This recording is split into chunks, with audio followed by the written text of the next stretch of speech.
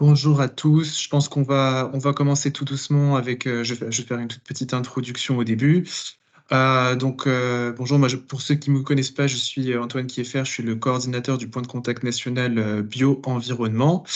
Là, on organise aujourd'hui en collaboration avec l'ANR et la région Pays de la Loire ce webinaire sur le partenariat agroécologie.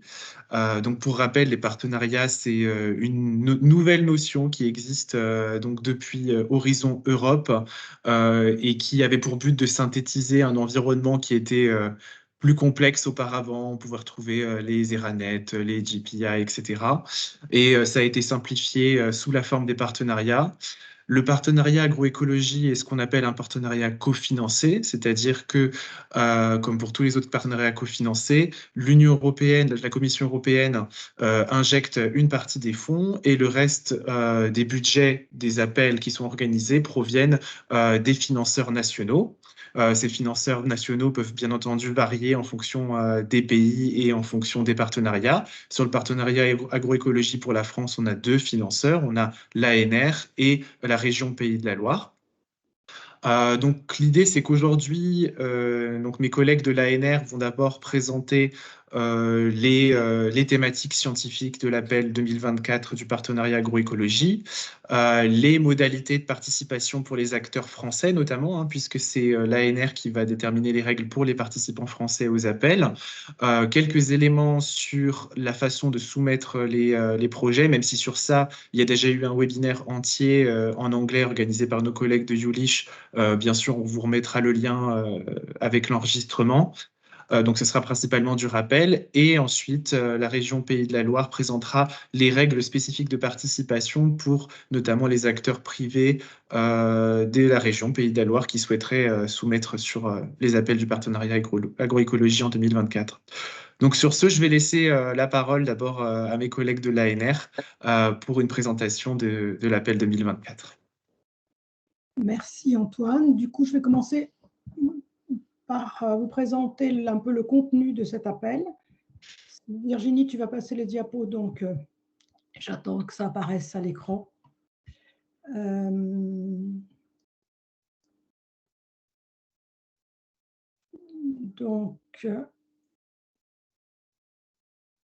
Voilà.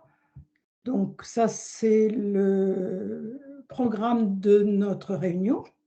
Donc, je suis Florence Jacquet, je suis responsable scientifique à l'ANR et je m'occupe de quelques programmes en lien avec l'agroécologie, mais principalement de ce partenariat, de représenter l'ANR dans ce partenariat.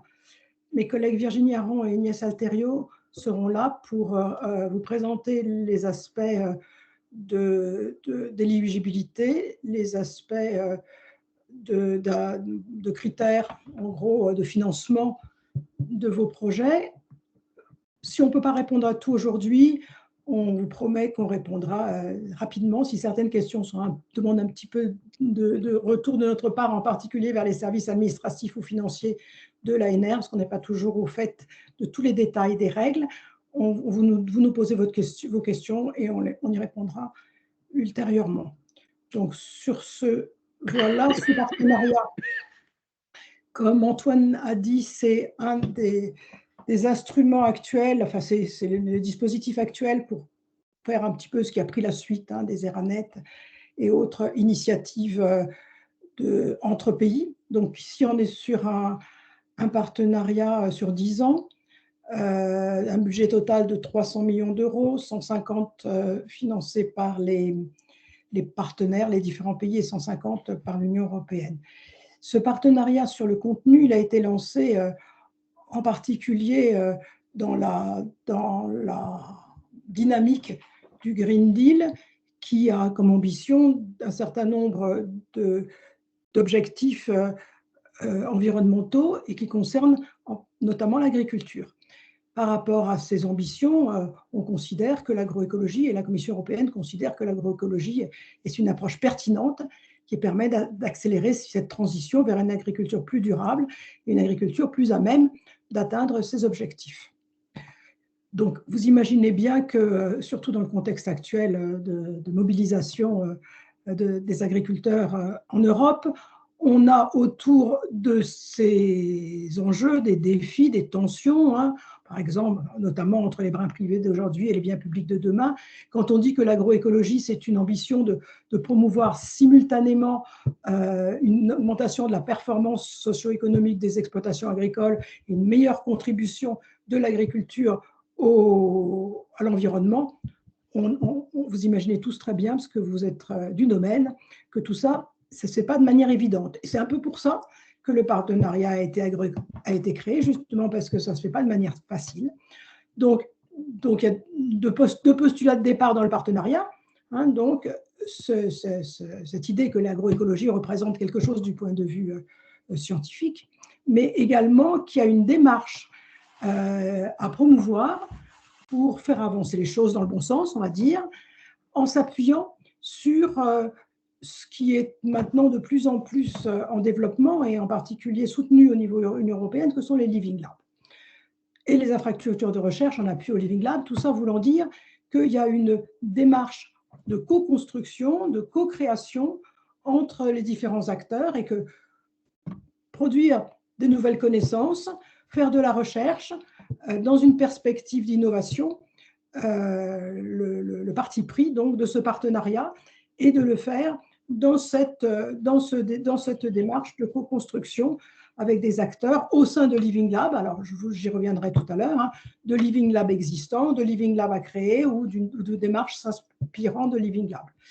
Donc, l'agroécologie, c'est à la fois une dynamique sociale, c'est aussi, pour ce qui nous intéresse ici, une science, en tout cas une interdisciplinarité, donc une approche scientifique qui est à l'interface entre l'agronomie et les sciences écologiques, comme son nom l'indique, hein, agroécologie, mais avec aussi, dans certaines acceptions du terme agroécologie, et nous on se situe là-dedans, un apport des sciences humaines et sociales important. Dernier point enfin, dans ce qui fait un peu le cadre de l'agroécologie. L'agroécologie, ce n'est pas seulement et uniquement quelque chose qui concerne les pratiques agricoles à l'échelle de l'exploitation, voire du territoire, mais ça suppose aussi une transformation plus globale des systèmes alimentaires. Et donc, on prend bien ça en compte dans ce programme. Diapo suivante. Donc, tout ceci est condensé, enfin, et peut-être pas tellement condensé, d'ailleurs plutôt développé dans un document que vous pouvez trouver sur Internet, qui est l'agenda stratégique recherche et innovation de ce partenariat, et qui se déploie en fait justement ces différents thèmes qui font la ligne de conduite, donc, hein, c'est l'idée d'un agenda stratégique de ce partenariat, avec quatre thématiques qui s'articulent. La reconception des agroécosystèmes à l'échelle de l'exploitation et du paysage. En numéro 2, la reconception des chaînes de valeur dans une dimension agroécologique. Tout ça dans une approche Living Lab et en s'appuyant sur les infrastructures de recherche, en imaginant donc une dynamique impliquant les acteurs. Donc là, on est dans la thématique 3 et sur la 4, un intérêt particulier sur ce qui est je ne sais pas comment on dit en français, une incitation qui rend possible en fait cette transition agroécologique, aussi bien les questions de politique publique que d'innovation organisationnelle au niveau des acteurs privés et toutes sortes d'outils qui peuvent aider à cette transition.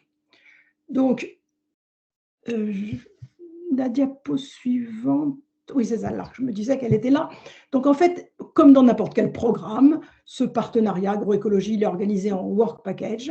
Et donc, il va y avoir pas mal d'activités qui vont se dérouler tout au long de ces 10 ans et qui vont soit être réalisées par des agences de financement de la recherche, mais également par des organismes de recherche, des opérateurs de la recherche. C'est une spécificité de ce partenariat. Dans certains ERANET, c'était déjà comme ça. On a d'un côté la dimension appel à projet de recherche, qui est donc cofinancée par les agences de financement ou les ministères des différents pays, et puis de l'autre, des actions pour déployer un peu l'objectif, et qui sont souvent réalisées par des des organismes de recherche. Donc, par exemple, nous, dans le partenariat, on a d'un côté un Work Package, c'est un peu de travers là, le 6 sur les appels à projets, c'est ce dont je vais vous parler aujourd'hui. Et puis, on a aussi d'autres activités, par exemple ce Work Package 7 ou 8, il vise explicitement à construire des living labs agroécologiques en Europe. Et ça, ce sont plus des activités qui sont portées par les partenaires du projet directement. Ça ne passe pas par des appels à projets. C'est intéressant pour vous de savoir ce qui s'y fait. À une autre occasion, on pourra vous l'exposer. D'un côté, des éléments qui visent à augmenter les capacités, donc un peu capacité building, ça c'est le VP7. Et puis de l'autre, un réseau de Living Lab européen. Il y a d'autres activités enfin dans ce programme, comme celui qui vise à renforcer le lien entre la science et les politiques publiques, avec un certain nombre d'actions et d'activités pour aider en fait les décideurs publics à réfléchir à ce qu'ils doivent faire ou mieux faire si on veut que la transition agroécologique se déroule de manière efficace. Voilà. Ensuite, je vais rentrer dans cet appel à projet spécifique, qui est la raison pour laquelle vous êtes là aujourd'hui, j'imagine, qui est donc lancé maintenant depuis février, et qui s'appelle donc promouvoir l'agroécologie à l'échelle de l'exploitation agricole et des paysages. Il y a un certain nombre de résultats. Enfin, qu'est-ce qu'on attend de cet appel à projet? Globalement, les agences de financement, la Commission européenne attend de cet appel à projet des innovations agroécologiques sur la co-création, basées sur la co-création, donc ça c'est l'approche. Également une amélioration des connaissances, du transfert de connaissances et de la capacité des agriculteurs et de leurs conseillers à mettre en œuvre des transformations et des pratiques agroécologiques, mais aussi sur l'aspect méthodologique également, des leçons sur comment on fait finalement pour mettre en place un processus de co-création dans une approche Living Lab. Et enfin, évidemment, des pratiques agroécologiques qui apportent des bénéfices socio-économiques et environnementaux. Diapo suivant. Alors, il y a un petit bout que je ne vois pas là-haut, mais ce n'est pas grave. Contribuer à la résolution des enjeux globaux, donc c'est ce dont on a parlé, ce dont je vous ai parlé tout à l'heure à propos du Green Deal notamment, mais pas seulement y contribuer, également la notion de s'adapter, notamment au changement climatique, tout en maintenant la viabilité économique et l'efficacité de l'agriculture. Ce qui est important aussi, c'est qu'on a délibérément choisi que ça, c'était vrai, ces objectifs, aussi bien pour l'agriculture conventionnelle et l'agriculture biologique.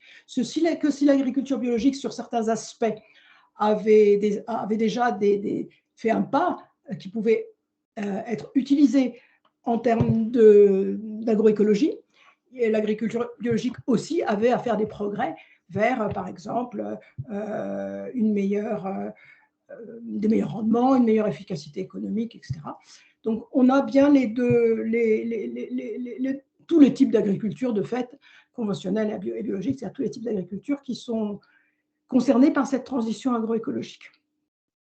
Donc, après, sa perspective multi-acteurs, ça je crois que je l'ai bien clairement dit avec les Living Labs, une approche multidisciplinaire, vous imaginez ça aussi bien, et intégrer, ça veut dire que les connaissances qui sont produites, ce n'est pas seulement de la connaissance scientifique, mais ça peut être au sens strict, mais ça peut être des connaissances d'acteurs, justement, qui sont mobilisés pour interagir avec des travaux de recherche plus classiques.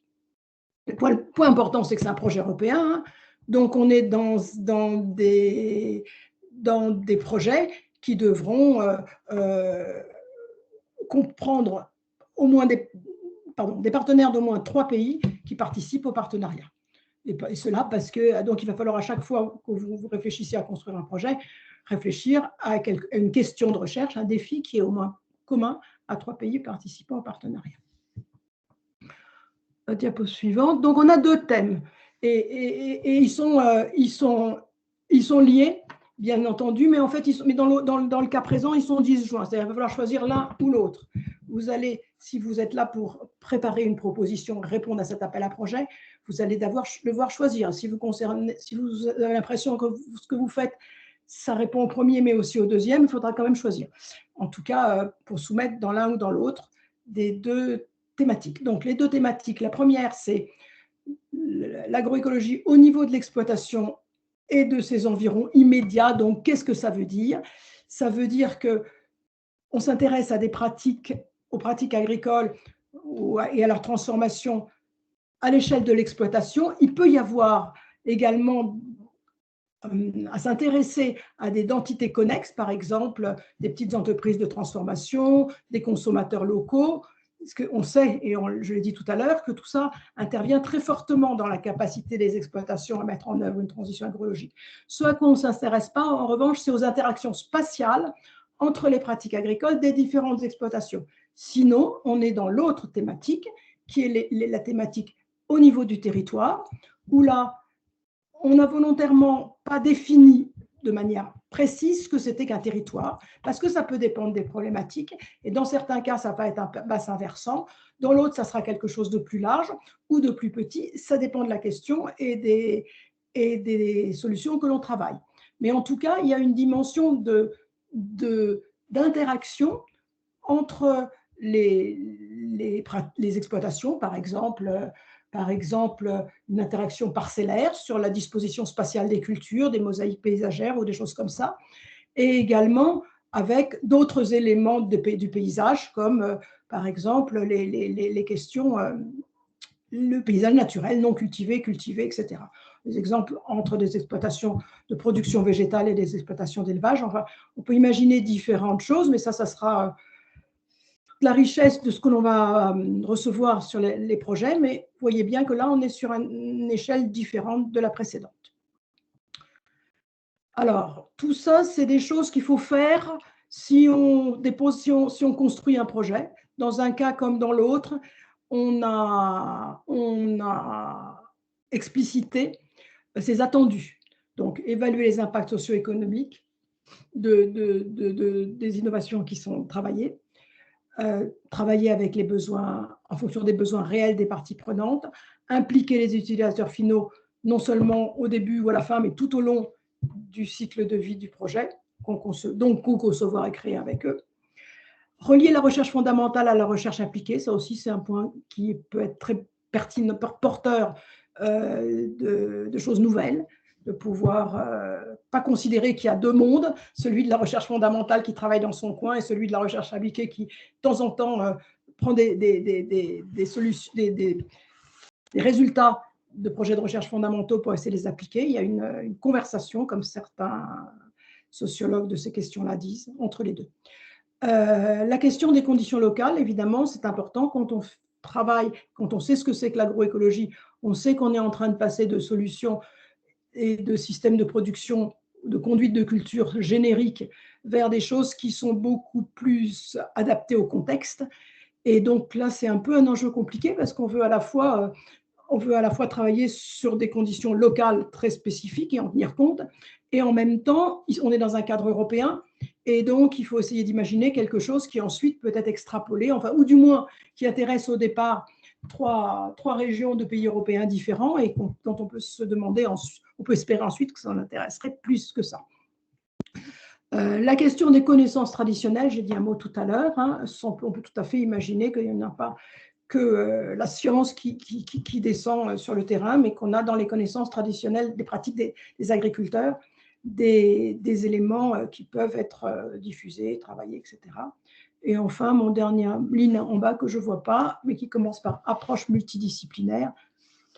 Ça va de soi. Est-ce que je peux déplacer ce petit machin-là, moi? Pas du tout. Oui ou non? Pas du tout. Ça ne fait rien. Diapo suivante. Diapo suivante, Virginie. Donc ça, mais tous ceux d'entre vous qui avez lu le document, je ne vais pas vous faire une lecture, je ne vais pas faire la lecture complète de ce qui est écrit. Donc, on a un certain nombre de thématiques qui rentrent dans ce thème 1, de sous-thématiques, pardon, qui rentrent dans ce thème 1, exploitation agricole, et qu'on considère clés par rapport à la transition agroécologique, gérer les sols et l'eau, promouvoir la diversification des cultures, diminuer l'utilisation d'intrants chimiques, renforcer les complémentarités entre la production animale et végétale, promouvoir la régulation naturelle des ravageurs et des maladies, renforcer les services écosystémiques. Quand on a construit cet appel à projet entre agences de financement, on a beaucoup discuté pour savoir s'il fallait. On a beaucoup discuté du fait que tout ça était lié. Et c'est ça, dans la plupart des cas, ça va ensemble. Quand on promeut la diversification de la culture, on va avoir un effet sur la régulation naturelle des ravageurs, sur les services écosystémiques, sur la meilleure gestion de l'eau. Donc, voilà. Donc, une manière dont on vous a posé le problème, en fait, c'est de dire, eh ben, il en faut au moins 3. Il peut y en avoir plus que 3. Il va y en avoir 3. On ne veut pas de projet ciblé sur une démarche qui ne prendrait pas en compte le fait qu'il y a une intégration, en fait, la plupart du temps, à prendre en compte dans les différents leviers agroécologiques. Et pour le thème E2, c'est la même chose. Il faut essayer de s'intéresser de manière globale à une question et de voir qu'est-ce que dans ces 3 sous-thèmes on traite de manière le plus pertinente. Donc là aussi, il y en a toute une liste. Je ne vais pas les reprendre, les lire là plus vite que vous, ça ne sert à rien, vous les regarderez. Si vous avez des questions, vous me direz. Alors, je ne sais pas s'il y a autre chose. Alors, quelques mots sur cette histoire de Living Lab. Donc là, vraiment ce qui est important, c'est de comprendre ce que c'est qu'une approche Living Lab. Donc, c'est relativement bien défini dans la littérature. Il y a même un label européen, en tout cas une démarche européenne pour expliciter qu'est-ce que c'est qu'un Living Lab, quels sont les critères clés pour être dans une démarche Living Lab. Donc là, 1, 2, 3, 4, 5, implication active de l'utilisateur, situation réelle, multipartenaire, approche multiméthode et co-création. Et ça, c'est de manière générale, quel que soit le domaine d'activité auquel on s'intéresse. Si on s'intéresse à l'agriculture et donc au Living Lab d'agroécologie, ce qui va changer probablement, qui va être plus présent en tout cas, c'est la dimension locale. C'est-à-dire qu'il va y avoir une question d'ancrage local. On est dans un Living Lab, il est situé localement. Après, il y a une diversité des origines de Living Lab qui est constatée, une hétérogénéité des connaissances à prendre en compte, et puis ça peut se faire à différentes échelles, plus ou moins, qui ressemblent un peu aux échelles du coup de l'appel à projet, hein. Soit vraiment à l'échelle des exploitations agricoles ou à l'échelle plus large dans lequel on a d'autres acteurs que les agriculteurs qui vont intervenir plus fortement et avec plus d'intérêt encore. Donc cet appel, alors comme l'a dit Antoine tout à l'heure, on est dans un cofinancement, mais le cofinancement, il se fait au niveau du programme. L'appel, il est géré par les agences de financement. Donc c'est un appel comme ce qu'il y avait dans les ERANET, si vous connaissez le mécanisme, dans lequel c'est un projet avec 3 partenaires de 3 pays différents, chaque partenaire sera financé par l'agence de financement de son pays. Et la liste des pays qui participent sont là, sachant que dans certains pays, c'est notamment le cas en Espagne et en Italie, de mémoire, mais probablement dans d'autres, mais je ne me souviens plus de tous, il y a plusieurs agences de financement et des règles spécifiques pour tout ça. Virginie va sûrement y revenir tout à l'heure. Donc là, vous avez le calendrier avec la date de la prochaine étape qui est le 26 avril à 14 h pour soumettre les propositions. Donc, c'est un appel en 2 étapes. Une présélection. Les porteurs reçoivent l'information qu'ils sont autorisés à déposer en seconde étape en juin. Une seconde étape avec une date limite le 19 septembre. Et ensuite, on espère une réponse à la fin de l'année, parce qu'il y a des questions budgétaires. En fait, certaines agences de financement ont mis du budget 2024, d'autres du budget 2025. Donc, le tournant entre les 2 années, il est clé pour qu'il puisse y avoir une contractualisation avec les porteurs de projets, et puis les projets démarrent ensuite un peu plus tard. Après, il n'y a pas d'urgence. Voilà. Après, je vais passer la parole à Virginie qui va rentrer un peu dans les détails sur un certain nombre d'éléments. Vas-y Virginie, il faut que tu ouvres ton micro, parce qu'il est fermé pour le moment. Hop, est-ce que vous m'entendez maintenant?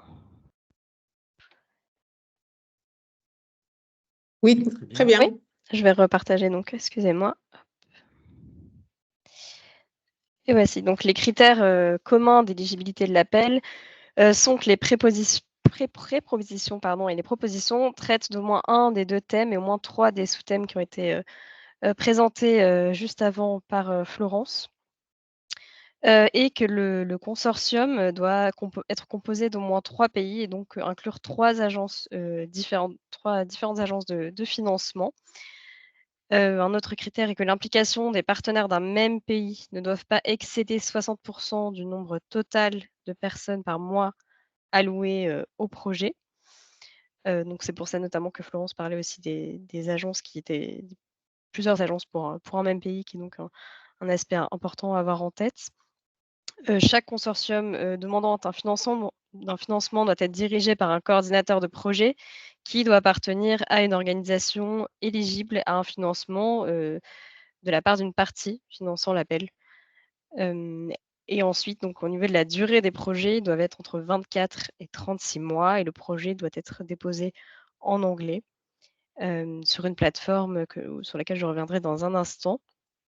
Un point d'attention, c'est les modifications du projet entre les 2 étapes qui ne sont pas autorisées, sauf dans le cadre d'exceptions prévues dans le texte de l'appel. Donc on vous invite à consulter attentivement le paragraphe indiqué à l'écran, pour justement composer vos projets de la manière la plus attentive possible. Parce que si un partenaire ne remplit pas l'un des critères d'éligibilité, c'est justement l'ensemble de la proposition qui est rejetée.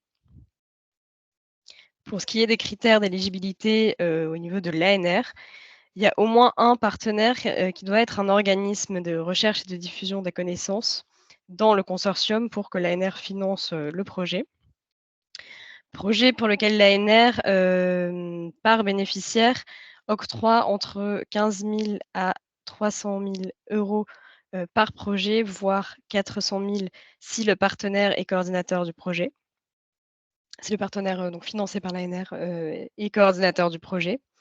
À noter que si plusieurs partenaires français déposent une demande à l'ANR, le montant total doit être réparti entre les différents partenaires, au niveau du maximum qui peut être octroyé par l'ANR. Pour les détails sur les coûts admissibles et les modalités d'attribution de l'ANR ainsi que le taux de financement, on vous invite à consulter le règlement financier de l'ANR qui est disponible en ligne. Pour connaître le taux de financement et qui serait appliqué à votre projet, à remplir un formulaire en ligne. Donc tout le texte est disponible. Et enfin, donc une proposition doit avoir un caractère unique, donc il ne peut pas y avoir de projet semblable en tout ou en partie à une autre proposition déposée à un appel en cours d'évaluation à l'ANR ou ayant déjà donné lieu à un financement par l'ANR. Donc pour récapituler un peu au niveau de la composition du consortium, il faut vous poser la question si ce partenaire est éligible à recevoir des fonds de la part de l'une des agences du financement de l'appel. Si c'est non, dans ce cas, le partenaire n'est pas éligible, mais il peut faire partie du consortium s'il assure ses propres dépenses via notamment une lettre d'engagement. Et si le partenaire est éligible, il faut ensuite se demander s'il respecte les critères de financement nationaux des agences concernées. Pour déposer votre projet, il y a une plateforme qui a été créée donc pour notamment trouver des partenaires. Donc cette plateforme en ligne permet de voir à la fois des annonces postées par différentes organisations et de poster la vôtre aussi pour enrichir justement votre consortium. Vous pouvez faire des recherches par pays, par discipline, par type d'organisation, ce qui peut permettre d'avoir un consortium développé et de trouver donc des nouvelles collaborations à travers cette plateforme. La plateforme étant disponible, donc c'est sur le site de l'appel et c'est juste un onglet en haut à droite. Pour ce qui est de l'évaluation, il y a un comité donc d'évaluation internationale qui est indépendant et qui est établi par le Call Office et qui est approuvé par les financeurs. Donc son rôle est d'établir un classement unique, donc une ranking list sur la base des notes obtenues sur les critères d'évaluation que je vais détailler. Donc les critères d'évaluation, il y en a en étape 1 et en étape 2. Donc pour l'étape 1, les critères sont l'excellence et l'impact avec différents, sous-critères, donc la clarté, la pertinence, la solidité du projet, pour ce qui est de l'excellence et pour l'impact, c'est la valeur ajoutée dans la coopération transnationale, de la mise en réseau de l'Union européenne, la crédibilité des dispositifs. Donc ça, ce sont les premiers critères pour l'étape 1 et pour l'étape 2, ce sont donc les mêmes critères que l'étape 1, mais avec un critère supplémentaire qui est la qualité et l'efficacité de la mise en œuvre du projet, notamment sur le programme de travail, la capacité et le rôle de chaque partenaire et la pertinence des partenaires. Donc pour cela, chaque projet, va être, évalué, en se voyant attribuer une note par critère de 0 donc à 5 avec 2 seuils, qui sont donc pour de 3 sur 5 pour chaque critère et de 10 sur 15 pour la note, finale. Donc vous voyez ensuite, le barème pour l'évaluation, des projets. Donc pour soumettre une pré-proposition, si vous êtes coordinateur, il faut vous enregistrer comme coordinateur sur la plateforme, inviter les partenaires, en rentrant leur adresse mail sur la plateforme pour qu'ils puissent ensuite accéder à leur partie qui s'appelle Partner Data. Compléter les sections et faire un test de soumission de la pré-proposition, parce qu'il est possible, de faire des essais avant de valider, une dernière version, de faire une soumission finale, pour la fin de l'appel qui est donc en avril. Et enfin, si vous êtes partenaire, il faut, compléter la partie Partner Data afin de compléter les informations sur votre organisation. Pour les documents obligatoires, donc vous avez, sous les yeux un tableau qui récapitule les documents attendus pour la pré-proposition, donc la colonne PP ou la proposition, finale. Donc ça, c'est la deuxième étape.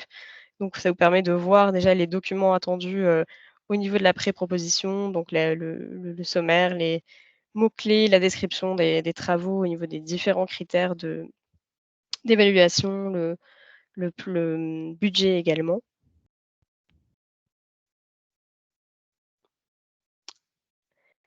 Et on peut maintenant peut-être passer à des questions-réponses. Je ne sais pas s'il y a déjà des questions? Je pense que s'il y a des questions, n'hésitez pas à les écrire dans le chat, ou à lever la main si vous voulez les poser, à l'oral. D'après ce que je comprends, on n'est pas très, très nombreux, ça peut vous permettre de poser des questions, donc n'hésitez pas. Et s'il n'y a pas de questions et que tout est très clair, ah si, voilà. Oui, Donc bonjour. Bonjour, allez-y. Très bien, merci beaucoup. Je suis Sylvain Sturel, des chambres d'agriculture, Chambre d'agriculture France. Je voulais savoir quelle était, à peu près, la longueur de la pré-proposition, puisque les délais sont courts, là, jusqu'à la fin avril, donc on ne peut pas non plus envisager d'investir un travail énorme. Donc qu'est-ce qui est attendu pour ce document, de première étape? Je n'ai pas en tête le template, je ne sais pas si toi, Virginie, tu l'as. Ça ne doit pas être très long et puis de toute façon, ce qui est fixé, c'est un maximum. Si vous êtes convaincant en moins de pages que le maximum, les évaluateurs sont toujours très contents d'avoir des propositions synthétiques. Non, mais évidemment, il faut en mettre suffisamment pour que ce soit compris. Donc, j'ai pas. Peut-être, Virginie, tu as les détails. Il y a un template donc, qui est sur le site de soumission avec des sections qui sont prédéfinies. Il y a un plan donc, à respecter assez précis pour vous aider à. Il faut donc commencer par rentrer là-dedans pour voir exactement comment ça s'organise. D'accord. Est-ce que tu as ça, Virginie, ou est-ce que tu peux en dire d'autres choses? Oui, alors je n'ai pas le nombre exact, de pages ou quoi que ce soit, mais il y a effectivement des modèles disponibles sur le site de la plateforme pour, différents documents qui vous sont demandés et qui peuvent justement, faciliter votre dépôt de dossier. Mais ensuite, il faut les télécharger ou il faut remplir en ligne? Je ne me souviens plus de ça. En fait, il y a des templates à télécharger pour avoir un modèle justement et ensuite c'est à compléter sur la plateforme. Voilà. Donc la première étape, en tout cas, on vous suggère de vous inscrire sur la plateforme, pour voir justement comment fonctionne le dépôt. Et de télécharger ces fameux templates et de regarder si ça vous semble jouable dans le temps imparti du coup. D'accord, merci beaucoup. Sinon, il y a une question dans le chat. Est-ce que les entreprises et associations sont éligibles au financement? Oui, la réponse c'est oui. Alors, pas avec les mêmes règles que les organismes, que les établissements d'enseignement supérieur et de recherche, les établissements publics, mais c'est ça la réponse. Virginie, tu veux compléter? Oui, donc effectivement, c'est éligible. Donc on vous suggère de prendre connaissance du règlement financier de l'ANR où sont détaillés justement, ce qui est financé à coût complet, c'est donc les sociétés et les associations, ce qui veut dire que ça inclut les frais de personnel. Mais pour avoir le taux exact de financement, il faut que vous remplissiez justement la déclaration, un formulaire de déclaration que vous trouvez en ligne sur le site de l'ANR et qui ensuite pourra vous indiquer plus précisément le taux auquel vous seriez soumis pour cet appel. Il y a une question dans le chat. Mais alors, je dois admettre mon ignorance. Je ne sais pas ce que ça veut dire RUP. Les RUP, c'est les régions ultra-périphériques. Ça va être la Guadeloupe, la Réunion, etc. OK. Donc, est-ce que les RUP, est-ce que les régions ultra-périphériques sont bien éligibles? Bonne question. Je ne voudrais pas répondre à côté. J'aurais envie de dire oui, mais il faudrait qu'on l'en vérifie. Donc, on va vérifier ça vite et on vous donnera la réponse. En tout ça, cas, sur Horizon Europe, d'habitude, ils le sont. Ils ont juste des tendance petits. J'aurais tendance à dire oui aussi. Je ne vois pas pourquoi ce ne serait pas le cas, mais il faut quand même qu'on vous donne. On va quand même vérifier. Et a priori, oui.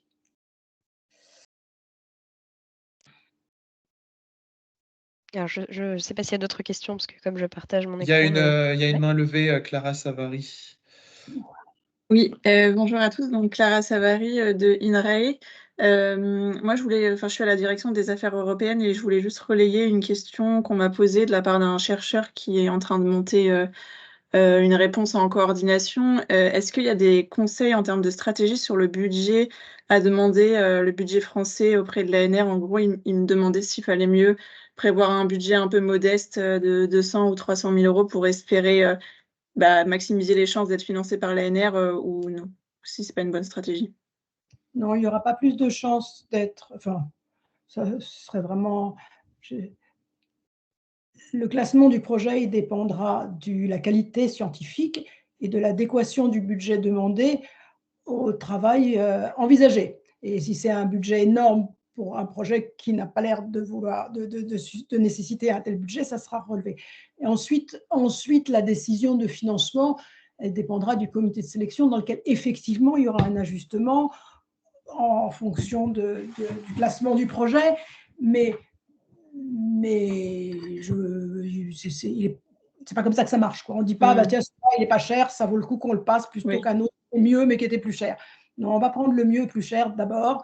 Et donc, voilà, c'est pas la réponse, il faut faire le projet qu'on a envie de faire et le budget dont on a besoin, dans la limite du max du plafond ANR, qui est de mémoire 400 000 euros si le partenaire est coordinateur, et 300 ou 350 sinon. 300 000, oui, 300 000. Merci. Il n'y a pas de recul sur les TRL.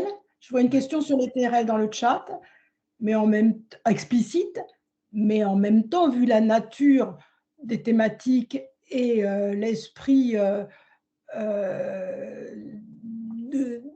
de l'opérationnalité des solutions, on est sur des TRL au moins de 5, je dirais. Voilà, mais c'est pas un critère qui est explicitement mentionné dans l'appel, donc c'est plutôt la logique de l'appel qui me fait vous dire ça.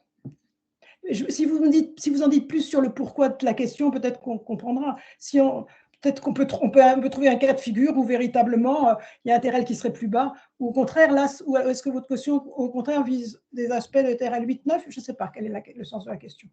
Vous pouvez l'expliciter un peu ?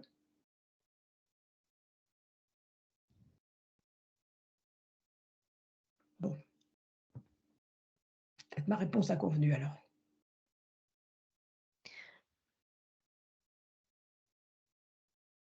Peut-être juste pour rappeler aussi que, comme ça a été mentionné, il y a un webinaire en anglais qui a été organisé début mars et qui revient encore plus en détail sur chaque étape de l'appel. Et donc, on vous incite à le consulter. Et pour toute autre question, au niveau de l'ANR, il y a l'adresse mail que vous voyez à l'écran à laquelle vous pouvez écrire pour avoir davantage d'informations si nécessaire. Donc, sur les questions auxquelles on n'aura pas répondu, par exemple celles sur les régions ultrapériphériques, c'est pas mal d'envoyer un petit mail juste pour mémoire à cette adresse. Comme ça, on aura votre mail et on pourra vous répondre, pour confirmer notre réponse plutôt positive. On a une autre question de Sylvain Sturel, je crois. Oui, merci beaucoup. Je voulais donc vous avez mentionné qu'en France, un des critères était qu'il y ait au minimum un organisme de recherche et de diffusion de connaissances. Alors, je ne sais pas si j'ai bien compris. C'était ma première question. Et la deuxième question, c'est est-ce que les chambres d'agriculture qui sont un organisme de formation continue pour les agriculteurs et pour les conseillers agricoles, entrent également dans cette catégorie ou parle-t-on plutôt de formation initiale quand on parle de diffusion de connaissances?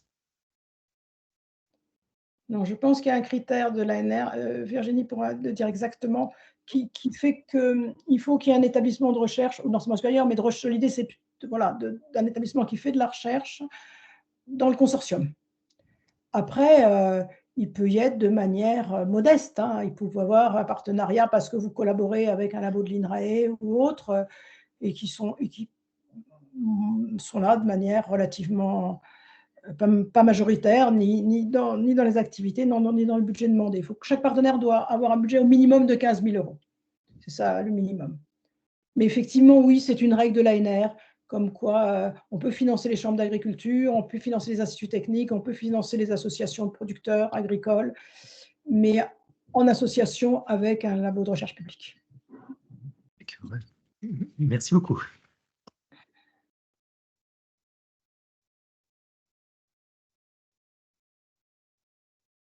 S'il n'y a pas d'autres questions, peut-être qu'on peut passer à la présentation suivante. Alors, juste en introduction sur la présentation suivante, pour dire qu'on a l'ambition dans le partenariat de ne pas rester les seuls financeurs, l'ANR, parce qu'on pense que cette mobilisation des régions, quand on est dans une dynamique où on a la volonté de construire quelque chose basé sur des living labs, donc des partenariats sur le terrain. On sait qu'en France, on a déjà beaucoup d'initiatives comme ça qui sont portées au niveau local. Ça peut beaucoup renforcer notre efficacité. Et donc, on est très content que la région Pays de Loire soit cofinanceur et on espère bien qu'on va en convaincre d'autres pour les années à venir.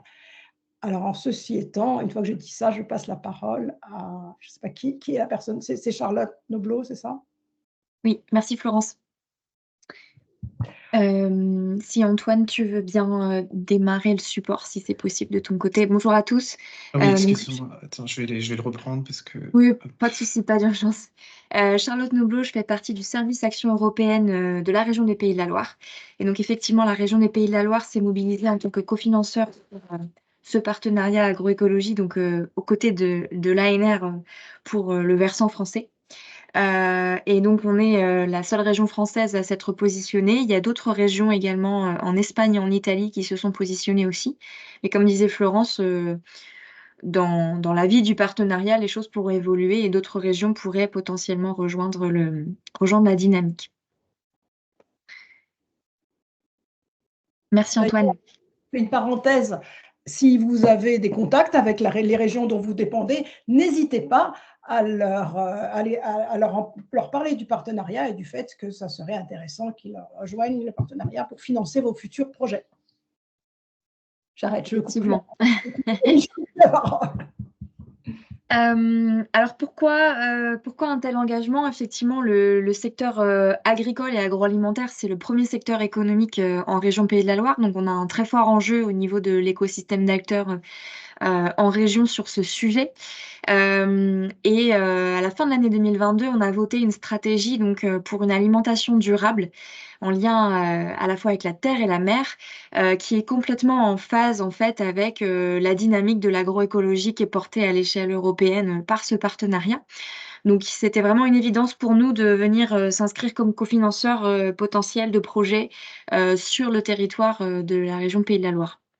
L'idée, c'est aussi de faciliter, en fait, par ce cofinancement, l'accès aux projets européens pour nos acteurs ligériens. Je pense que dans toutes les régions, on pourra constater une baisse des moyens publics. Donc, effectivement, la possibilité d'aller chercher des ressources auprès du guichet européen est évidemment une alternative intéressante pour tous les acteurs et aussi pour des cofinanceurs que sont les institutions publiques. Donc, on a vraiment cette envie aussi d'aller proposer des cofinancements à la fois régionaux et européens à nos acteurs. On est également très intéressé par la dynamique de Living Lab, qui a été présentée précédemment. C'est une approche qui intéresse vraiment le territoire et on sait que plusieurs acteurs en Pays de la Loire sont déjà impliqués ou inscrits dans ces dynamiques-là. Donc, on aimerait vraiment que ça puisse se développer sur la région. Et puis voilà, pour des raisons un peu plus classiques, effectivement, on aimerait pouvoir mener en tout cas des partenaires et nouer des relations durables avec des partenaires à la fois à l'échelle nationale mais surtout européenne pour renforcer aussi les logiques de réseau européen qui peuvent exister. Et puis évidemment, ça permet à la région de s'inscrire dans cette grande transformation, cette grande transition agroécologique européenne. On peut passer à la slide suivante, s'il te plaît. Très vite, je sais qu'elle est connectée, je crois, Marie-Pierre Cassagne. Si tu veux prendre la parole, je te laisserai compléter. Donc, je voulais mentionner que le pôle de compétitivité du végétal Végépolis Vallée, qui couvre la région Pays de la Loire, mais pas que, est membre du partenariat également aux côtés de la région Pays de la Loire. On est vraiment dans une logique de travail en binôme avec Végépolis Vallée, puisqu'ils interviennent vraiment sur le territoire, en animation, en sensibilisation et en accompagnement au montage de projets. Donc j'invite effectivement tous les porteurs de projets basés en Pays de la Loire qui auraient des idées de projets et qui solliciteraient un accompagnement dans le développement de leur candidature à contacter les collègues de Végépolis qui seront tout à fait disponibles pour vous donner les bonnes informations, vous mettre en réseau avec des partenaires européens et essayer en tout cas de déposer une candidature de qualité. Je ne sais pas si Marie-Pierre voulait ajouter quelque chose. J'ai pas l'impression. Non, merci. Non, en effet, merci Charlotte. J'ai juste fait qu'on était deux de Végépolis Vallée à pouvoir vous accompagner et à être connectés là. Donc, en effet, merci Charlotte, Marie-Pierre, moi-même, Marie-Pierre Cassagne et puis ma collègue Léa Minier. Voilà, on fait le relais, elle est aussi dans le partenariat. Donc, du coup, on est vraiment, comme l'a dit Charlotte, à votre disposition au niveau des acteurs ligériens pour vous aider à répondre au mieux à cet appel à projet et profiter de cette opportunité. Merci de ce complément, Marie-Pierre. On peut avancer. Donc, quelques règles au niveau de l'éligibilité des financements. Alors, on est plutôt parti, nous, sur un public cible composé d'entreprises et d'instituts techniques, mais aussi d'autres organisations à but non lucratif de type association. Donc, vous remarquerez qu'effectivement, on ne cible pas les établissements de recherche, puisqu'on ne voulait pas intervenir en doublon de l'ANR. Donc, effectivement, les communautés académiques de la recherche des Pays de la Loire sont invitées à se rapprocher de l'ANR pour éventuellement solliciter un cofinancement. Nous, effectivement, côté Pays de la Loire, on attendra que les projets se déroulent en Pays de la Loire ou aient au moins des impacts concrets et tangibles sur le territoire. Les projets peuvent toucher à l'un ou l'autre des deux thèmes du cahier des charges de l'appel à projet. Et puis, contrairement à l'ANR, comme vous vous en doutez, effectivement, on va plutôt aller sur des projets très opérationnels avec des niveaux de maturité technologique assez hauts, puisqu'on a indiqué, pour le coup, nous, dans nos règles d'éligibilité, un développement de projet à hauteur d'une TRL 6 et plus. On peut passer à la slide suivante pour le complément sur les informations d'éligibilité des dépenses. Donc, comme le disait Virginie pour le volet ANR, c'est vrai qu'il est difficile pour nous, même au niveau Pays de la Loire, de vous indiquer quel va être le taux de cofinancement dont vous pourriez bénéficier. Ceci dit, on a mis un petit tableau indicatif qui reprend en fait le règlement financier classique de la région pour ce type de projet. Donc effectivement, je me permets de le rappeler, même si on est dans un dispositif européen, vous, en tant que porteur de projet, ce n'est pas un cofinancement européen que vous allez recevoir, c'est vraiment un cofinancement classique auprès du cofinanceur que vous sollicitez. Donc en l'occurrence, si vous sollicitez la région Pays de la Loire, on est sur le règlement financier d'intervention assez classique de la région. Donc avec une liste de dépenses éligibles que je ne vais pas reprendre, hein, qui est assez classique aussi. Et puis ce petit tableau qui vous permet déjà éventuellement de vous situer en fonction de votre statut de structure. Ceci dit, le taux d'aide définitif, hein, le taux de cofinancement, on ne peut pas l'annoncer à l'avance. On sait bien que c'est une difficulté. On ne peut vous donner que des estimations parce que ça dépendra en détail vraiment de la nature des activités du projet et de votre statut en tant que porteur. Donc, on ne peut pas vraiment vous donner un taux définitif. On peut avancer à la slide suivante. Peut-être avant d'aller sur les questions, on peut aussi aller sur la slide suivante sur le volet des coordonnées pour nous contacter. Donc voilà, vous allez retrouver l'équipe au niveau des Pays de la Loire, donc Anne-Claire Branellec et Jennifer Champenois, qui sont mes collègues qui travaillent vraiment sur le volet agriculture, agroécologie au sein de la direction de l'agriculture. Moi qui les accompagne sur le volet on va dire plus Europe au sein de la direction des politiques européennes. Et puis les coordonnées de ma collègue Léa Minier, donc au sein de VG Police Vallée. Donc, n'hésitez pas effectivement à nous contacter pour toute question relative au développement de projet et aux règles d'éligibilité. Voilà, je ne sais pas s'il y avait des questions, peut-être de porteurs de projets ligériens parmi les participants. Je ne sais pas quelle est la probabilité qu'il y en ait.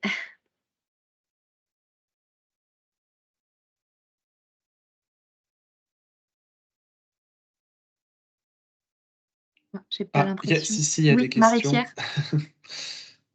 Oui, non, il y avait peut-être d'autres. Alors, de plusieurs mains qui se sont levées en même temps. La mienne, ça concernait pour la partie recherche.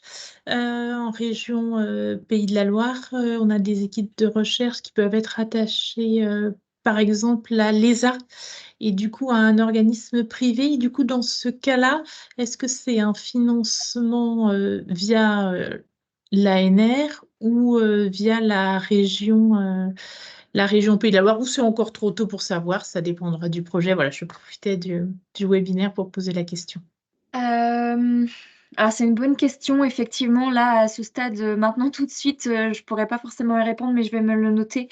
C'est vrai que plutôt, l'idée pour la région Pays de la Loire, on était plutôt d'aller financer des acteurs, entre guillemets, plus opérationnels que les acteurs ou les chercheurs de la sphère académique. Ceci dit, encore une fois, effectivement, il faut qu'on puisse étudier, nous, quand même, la candidature et quelle est l'activité réelle menée par le partenaire. Donc, je vais quand même voilà, prendre note. Du côté de l'ANR, je dirais que c'est ouvert, quoi. En fait, ça dépend peut-être, pour le projet, pour les porteurs de projet, ça dépend un petit peu s'ils ont d'autres partenaires. Enfin, c'est plus intéressant pour le projet d'aller chercher un peu d'argent à l'ANR et un peu d'argent à la région. Donc, c'est sûr. Mais nous, c'est plutôt à vous, région, de décider si vous financez cette partenaire-là ou pas. Et si vous ne le financez pas, alors nous, on le financera. Voilà. Il faut que les chercheurs le sachent au moment du dépôt. Parce qu'il va falloir mentionner effectivement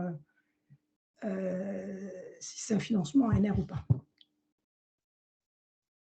Merci. Alors, je vois qu'il y a effectivement une question. Les porteurs de projets doivent être localisés dans la région Pays de la Loire ou vous pouvez financer les porteurs de toute la France? Alors non, il y a effectivement un ressort géographique nécessaire avec soit le siège de la structure basée en Pays de la Loire, soit une filiale ou une antenne, mais dont l'activité est vraiment basée en Pays de la Loire. Ou bien, dernière alternative, mais de manière très justifiée, il faudrait pouvoir démontrer que même si une structure n'est pas basée en Pays de la Loire, eh bien, les résultats du projet de manière tangible se déroule aussi sur le territoire de la région Pays de la Loire. Donc ça, c'est vraiment la réponse pour le financement par la région Pays de la Loire. Hein, Tout à fait. Voilà, pour Oui, être oui. sûr. Oui, Si vous pardon. êtes d'une autre région, il y a toujours l'ANR. Voilà. C'est ça. Il n'y avait pas une autre question tout à l'heure? J'avais cru voir une deuxième main se lever, mais non. Bah écoutez, comme on vous avait dit précédemment, n'hésitez pas si vous avez d'autres questions à les faire remonter, voilà, que ce soit à l'ANR, donc vous avez vu le contact sur la slide, à la région Pays de la Loire, là vous les avez toujours sous les yeux, ou même au PCN Bio-Environnement pour que nous on puisse réorienter votre question si besoin. L'enregistrement sera mis en ligne dès que possible avec également les slides. Donc sur la page, il y a aussi le lien vers le webinaire qui avait été organisé par nos collègues allemands sur le principe de soumission. Donc n'hésitez pas à regarder ça aussi. Et puis je crois qu'on est bon avec tout ça. On va pouvoir vous libérer. Merci beaucoup en tout cas à tous les intervenants et à tous les participants. Et je vous souhaite une bonne fin de journée. Au revoir. Au revoir à tous. Merci, au revoir. Au revoir, merci.